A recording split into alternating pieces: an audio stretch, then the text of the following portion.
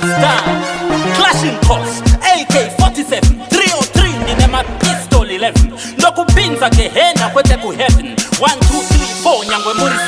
hey, ndozvinonetsa kuti ngondo ukada kuuya netufuti twepondo iwe simple atizive matombotombo kuno kundo kune varidzive sombosombo hey, gunfire shoot military boot atipfeke masuit kama flash takakukuchira put ai pop konunge mabut ukangodena menapo kana ukangodena menapo ukangotisa menapo ndati ukangotisa menapo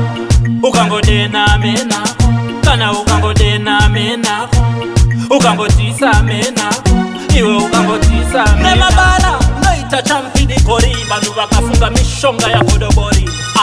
zvitunazara mrori tabata basa hebisuma generari jena top jena msoro wako noita unge bhora riri papena bam boots mugedhi wena ndiri kutaura nezvegedhi regena ina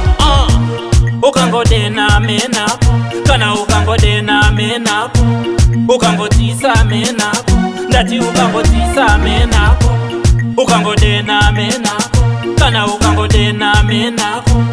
ukangotisa menapo iwe ukangotisa menapo. Clashing cost AK-47 303 ndinema pistol 11 ndokupinza gehena kwete ku heaven 1 2 3 4 nyangwe muri 7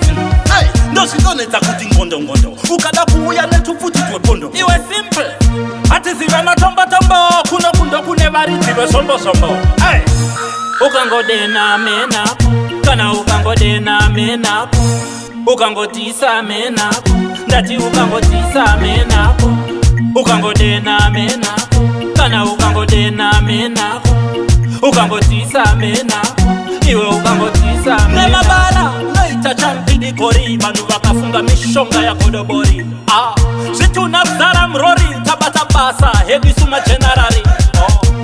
jena top jena msoro wako noita unge bhora riri papena bam boots mugedhi wena ndiri kutaura nezvegedhi regena ina ukangodena menapo kana ukangodena menapo